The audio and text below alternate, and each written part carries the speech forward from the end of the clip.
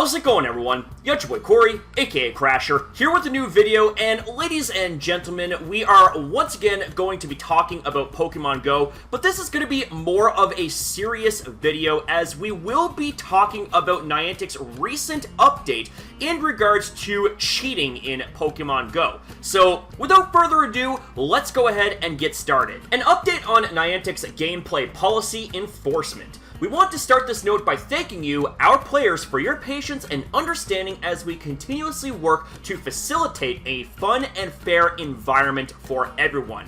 We've heard your feedback and feel your frustration about how cheating behaviors negatively impact your gameplay experience. Okay, I was going to actually read the whole thing through, but just this one small paragraph, I've already got a fair bit to say. First off, you want to say that you continuously work to facilitate a fun and fair environment for everyone.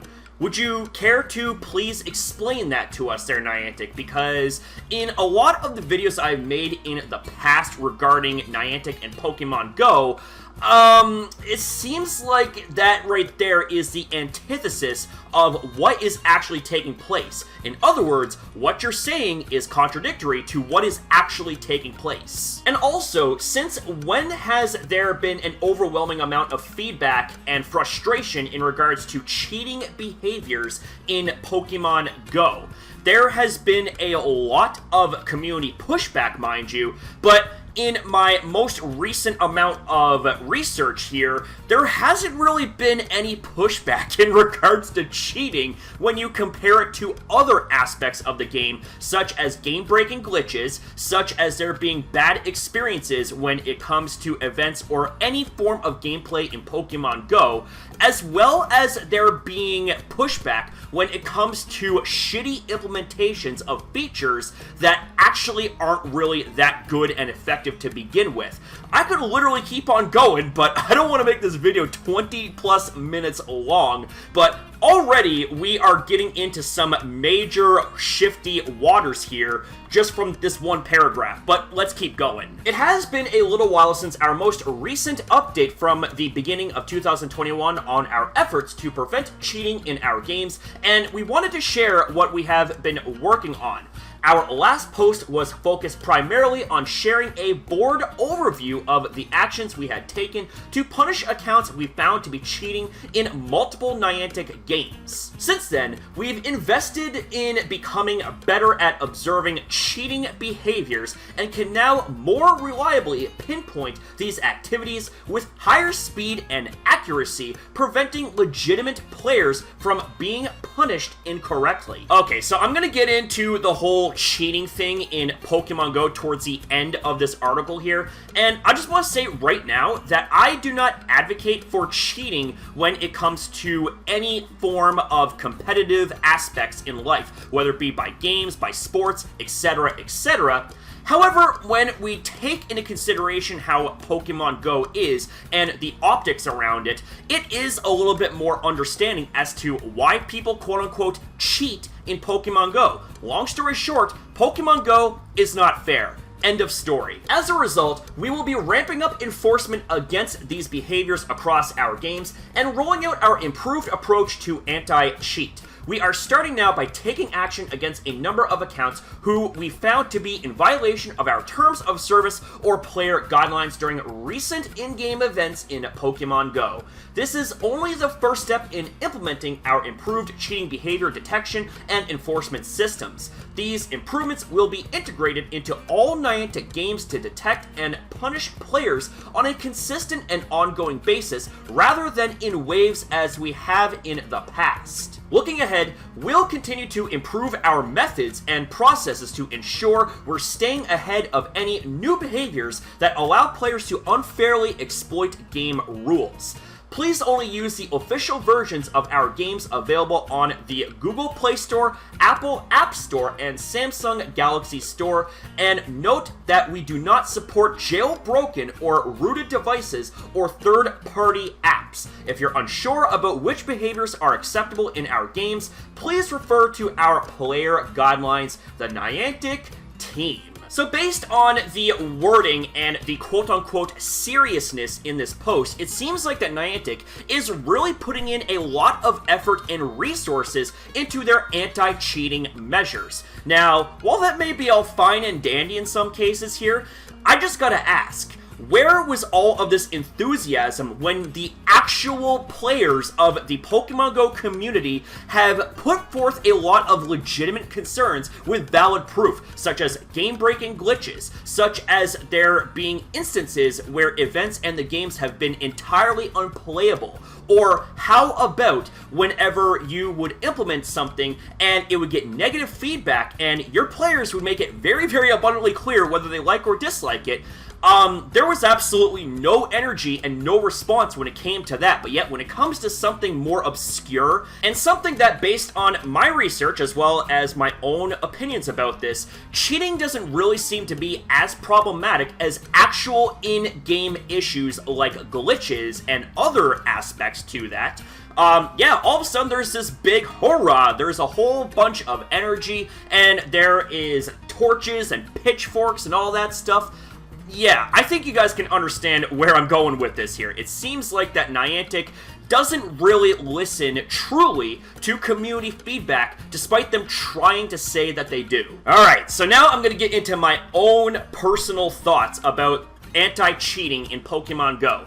Now, I can definitely understand why cheating exists, but I can also understand why cheating isn't acceptable. So I'm going to break this down into two parts here: soft cheating and hard cheating. Now, first off, let's actually go over what is technically defined as cheating, that being the access of third-party software, so things that essentially allow for you to spoof, in other words, falsify your location. So say as an example, you know, I'm a player here in Nova Scotia, and I decide to spoof to Berlin, Germany. Well, here's the thing.